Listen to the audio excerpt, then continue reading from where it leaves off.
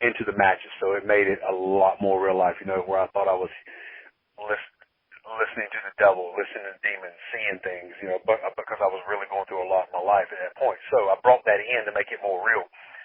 Every one of those matches, there was not one spot called in the back. The finish was called, and it was what was going to happen. Super kick, claw, whatever it was. Everything else, George South called in the ring. 20-plus minutes of the match. I think when I went 15, but there were 20-plus minutes. And that we had the people invested with those matches. And it was just, my buddy Brian that helps run AML and WrestleCade, he was sitting in the back with everybody. He goes, when George and I were working, he told me this. He said, I asked the guys watching the monitor what was different about these matches. And nobody could answer me. He said, when's the last time you've ever seen CW not call a match? George called everything. I sit right there and listen. I didn't say a word. He said, do this. Yes, sir. Do this. Yes, sir. Watch those matches. Watch it all. It's about 2 hours long. And that is what wrestling is about. That's what it's all about, is that you have to, like we've been talking about, you have to be able to feel the crowd and know what they want and know what they're going to do. And that's what he did. Yeah. That's what the second match had. My best friend, Steve Carino, Triple H was kind enough to loan Steve to us to come out with me, and be involved. And Steve had some promos and stuff he did for the match, and it was crazy. He was a big surprise, and it led into the match with George. And it's some great work that was done in that stuff, and it was all George calling and all the storyline that was told. But again, it's called the second greatest story ever told. And somebody said, well, what's the first? The Bible. Those are two people I would love to pick their brains, is George South and Steve Carino. It's funny, I'm actually in my little man cave right now. So you may not. The clip art is with George. George's blood is the clip art. That's awesome. So I have in my room, ECW came to Texas, I think only once. Well, the original ECW, and it was here in Dallas. It was at the Bronco Bowl, which is also not here anymore. And I was there, and Steve Carino always had a little bottle of water with tape on it that said "Old School," and it was left in the corner. I asked for it, and I still have it, and that was over 20 years ago. And I've been waiting to meet Steve Carino just so I could mark out and have him think I'm the dumbest man in the whole world because I still have his little bottle of water. He's doing so well with WWE. I'm so happy for him. Yeah. He's been there for like 5 or 6 years. He's doing so well. That's him. That's Steve. Steve is one of the smartest people I've ever been around in wrestling. Yeah. And his kids, speaking of second generation superstars, his kid's doing a fantastic job on his own too. Yeah, I'm wrestling Kobe Sunday. Yeah. What's that? I'm wrestling Kobe on Sunday. Oh yeah, you need to. Kobe Carino's doing great things out there. Yeah, I've wrestled him a few times. Okay. He is so much. Steve's got the brain. Kobe has athletic ability. Kobe is so athletic, and he grew up in it. I was telling him the other day, I said, I remember nights when we were in Japan, because he'd come with us to Japan every so often, that he'd be asleep in the corner of the dressing room while we were going over our matches. I mean, it's just little. I've really known him since the day he was born. That's so awesome. Now, I read that you were part of Omega, which was the Hardy Boys company, like obviously the North Carolina tie-in, but how did that work? We all started together. Okay, all right. In a promotion called SCW in Raleigh. It was that promotion and theirs. And I'm not mistaken, we're the largest group of guys that's ever, made it famous, quote unquote.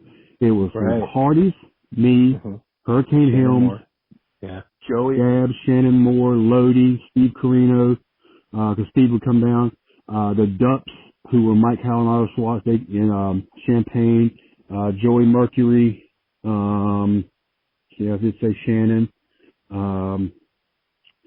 There's like 13 of us. That's insane. Yeah, and then, one of my students who came along at about the same, near the end of that, when we all made it, Chili Willie, he was another part of them. Oh, yeah. Definitely seen Chili Willie live before. Well, I just read that and I was like, nobody really talks about Omega anymore, and so I wanted to bring that up. And I also I just thought the company was called Omega and it wasn't an acronym. It is an acronym for Organization of Modern Extreme Grappling Arts. And I was like, okay, all of that makes sense. Yeah, it's pretty cool. Yeah. Now, so you spent time in the WCW power plant, which at the time, so what year was that you were there? I tried out February of 98. Okay.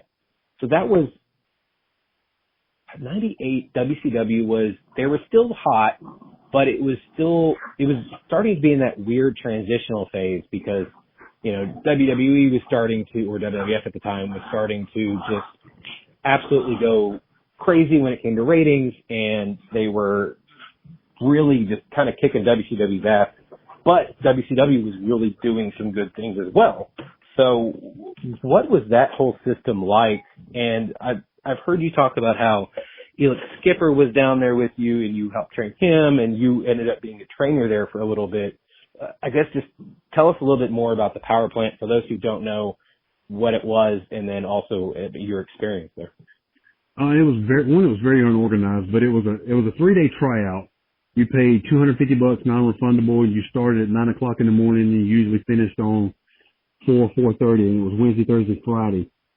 In that tryout, Sarge was running it. And the students that were already there were around you. Everybody had a 5-gallon bucket. You were squatting on that 5-gallon bucket, touching it every time, 50, 75, 100 squats. You would drop to your face, knock out 20, 30, 40 push-ups, whatever Sarge felt like. Back up squats, back down push-ups. You would get up doing neck bridges. That was a constant thing for an hour or so, nonstop. Then you went outside and ran wind sprints for about 45 minutes. You came back in. You stood on the outside of the ring. You were jogging in place. You got in the ring. You ran the ropes twice and did a flip. And I was the only one in my group that actually had any kind of wrestling experience. So that ring was wearing their ass out. You got a small 20 to 30 minute lunch break and it was right back. Same thing. We had 30-something, 34, 35 that started my first day.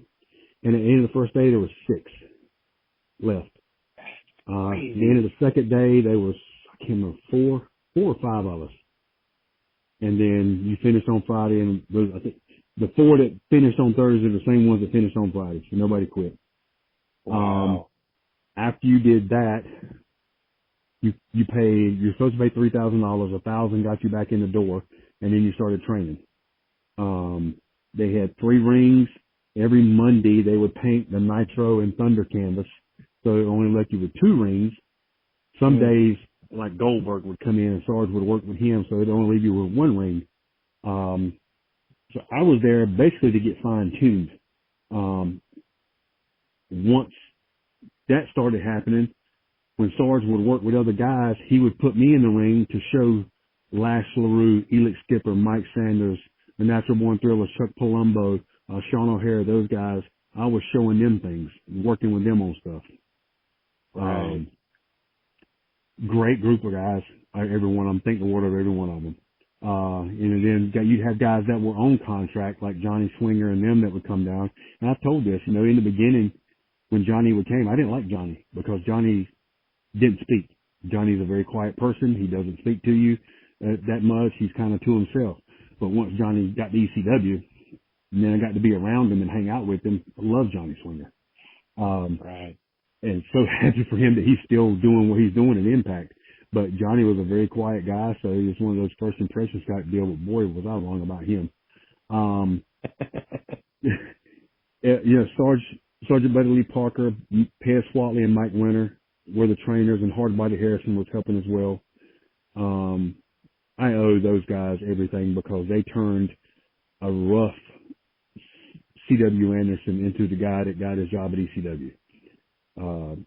Sarge fine-tuned everything. They did it. I would wrestle on the weekends, bring my matches in, and he would critique them. And then, I remember one match, he said, you locked up too many times, you had too many rope spots. And my buddy, Curtis White, who ran his Toad, I was wrestling him. He was at the power plant. So we wrestled again that weekend, and we worked a 25-minute match, not one rope spot, didn't lock up any, and told a story. So that was drills like that Sarge would give us to do. Jody Hamilton was running it. Of course, you never saw him. He never come out of his office. In the final, I think some of my final days, I was getting frustrated because I was there 3 days and you weren't really getting any kind of training that I thought I was going to be getting after a while. And then one day, J.J. Dillon and Paul Orndorff came in because they were agents and they were told to come down and see what kind of talent they had at the power plant because they had no idea. So there's 30 of us there. Everybody got paired up and worked the match, and me and Toad were paired up and worked the match. And I remember Brad Armstrong was there. Toad and I think we were the last ones that had the match, and we were popping the boys because we were doing a lot of ECW stuff. Hurricane Ranas, and he was doing pullovers and me on the outside, just a bunch of crazy stuff that we were doing on the indies. We got done. Brad Armstrong came up to us late, and his words were, man, he said, that's some straight ECW shit right there. He said, that was awesome. And I was standing over by myself, and J.J. Dillon and Paul Orndorff came up to me and said, CW, you got some decent moves, but your look's not that impressive, and we're kind of a cosmetic company. So we really don't think you're ever going to have the look or, make it here at WCW because of what we're looking for. Which so I've heard you say that, and it makes no sense to me because I've watched WCW. There was a lot of quote-unquote uncosmetically nice-looking people that were there. Like Public Enemy were there. No offense to Public Enemy, not the best-looking guy. Bill Goldberg, for the most part, not the best. Hugh Morris, also not the best. Kevin Sullivan, of all people, he was the booker. I guess because some of those guys were already a name. Of course, Goldberg with his look. It was a look coming in. Public Enemy already had a name coming from ECW, and I guess, and that it still blows my mind that they told me that. And I didn't look, I was 250, 255. I was really out of shape at that time. And then, I was a nobody, and I was really trying to kayfabe that I was an Anderson because with Arn being there, I didn't want any heat, so I just kind of kept it loaded. I was CW Anderson, so to speak, even though most of the guys there knew it. But that was kind of one of the most frustrating day. It was also heartbreaking to hear that as well. Oh, I imagine. Yeah, I mean that's not good for anybody. Like we've heard the story that the Briscoe brothers heard the same thing from WWE, but they're literally one of the best tag teams on the planet when they were both alive, and they're genuinely in that conversation of top 5, top 10 tag teams ever. So, I remember it shows the looks on everything. Yeah, because they come from your area, so I imagine that they definitely came through there for you. But, they're from around Delaware, but they always Carino when Carino was running PWF around Pennsylvania and stuff, he was always bringing them in, and that's when they were literally skinny guys before they they were the Briscoes before they actually found their niche, their gimmick with them boys and their look, the way Jay had the dreads and Mark had his own thing, and I love those two guys to death. And again, they're such genuine guys, and it was crushing to hear when Jay passed away.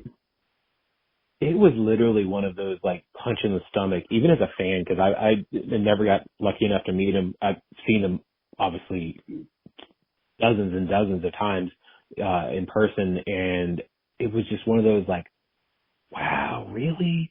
Damn, like how? Like,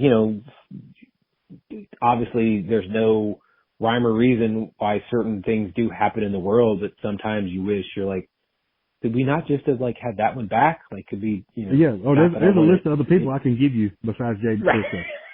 Well, I was going to say that, but I've stopped myself. I was like, I don't really want to trade somebody else for it because that takes away from their family or friends or whatever. There's people.